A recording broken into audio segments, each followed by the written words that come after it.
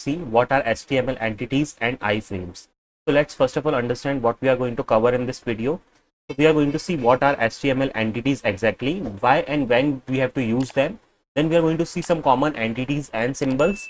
And finally, we are going to see how can we use iframes to embed content. So don't worry, if you don't know anything as of now, you will be learning everything in this video. Now, before we start the video, if you are new to the channel, consider subscribing and make sure to check this playlist HTML full course on my channel. So let's now move on to our code editor and let's start understanding what are HTML entities. So as a first step, I'll create a new file called as tute18.html and then I'll add a boilerplate code. Okay, now what I will do is I will write here HTML entities.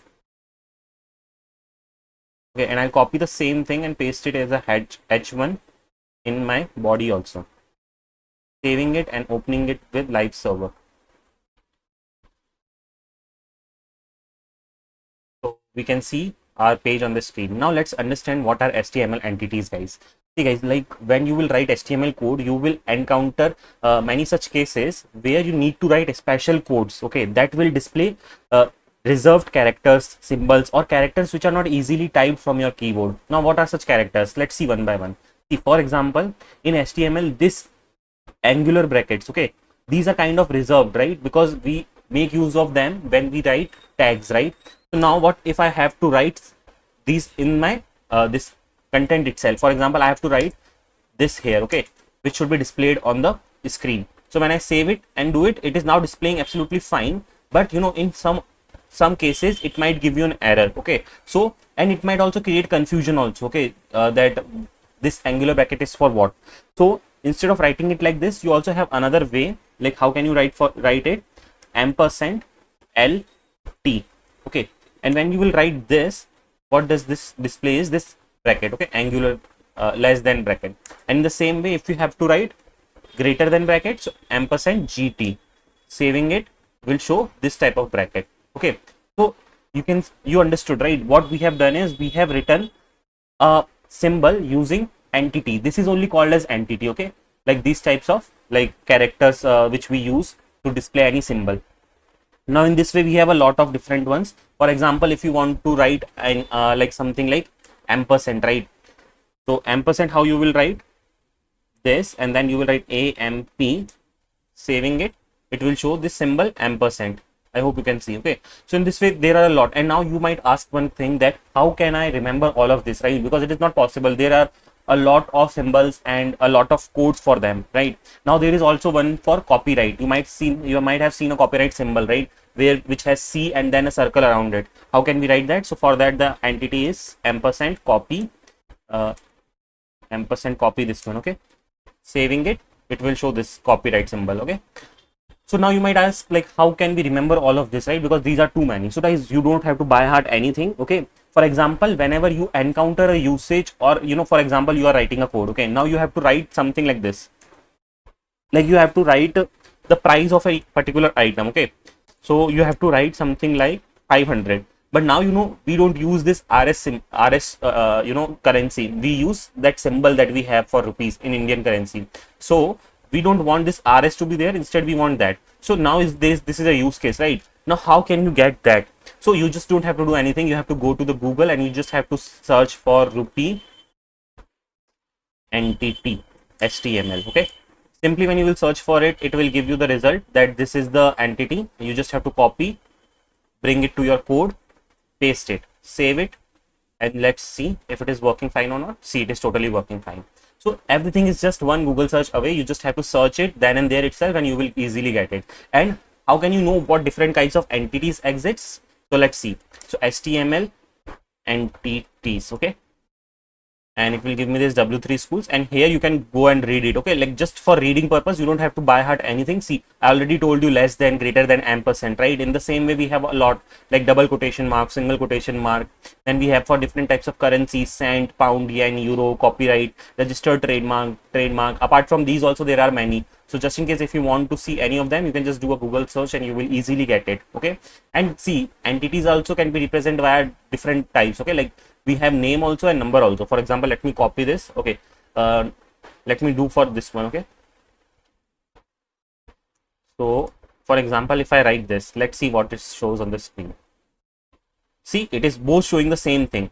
So one HTML entity can be represented using name also, and here what name represents: LT stands for less than, GT stands for greater than, AMP stands for ampersand. Whereas just in case if you want to show a space, like for example if I'm writing this text, okay, HTML entities, and if I'm adding a lot of space here and saving it, when I will see on the screen only one space is showing, okay, not that much of space which I wanted. So how can you add that kind of space? So you can just copy this NBSP. Now what is NBSP? NBSP stands for non-breaking space. So if I'll add this NBSP, now you will notice that many spaces will be showcasing. See, so in this way, like just in case if you want to give some extra spacing, so you can use NBSP also. So I hope now you have clearly understood what are HTML entities and what is the need for them. Let's now move on to the next topic of ours, which is using iframes to embed content. Okay, we have completed entities discussion till now, and we have also seen some common types of entities and symbols. Now let's see what are iframes and how can you use them. So see guys, like now when you will create some a website or a web page, you might come across this scenario that you have to show something like a YouTube video or a map on your web page. So in that case, you can't write the entire code by yourself, right, from scratch for to show a YouTube video or map particularly. So you can even embed the codes in your HTML. How can we do that? For example, let's understand that. First, let me add a H1 and let me say a YouTube video, and saving this file, let me go to my browser, and here it shows me this text, okay, YouTube video. I want that below this, I want to show one YouTube video which the user can play here itself on my website only. Okay, I don't want them to redirect and all. I just want them to be just playing it here. So what I can do is I will just open one of the videos, okay, one of the YouTube videos. I will just click on share. Let's see, okay, how can we do this? I will click on share button, and here when you will click on share, you will see this embed option, okay, the first one itself.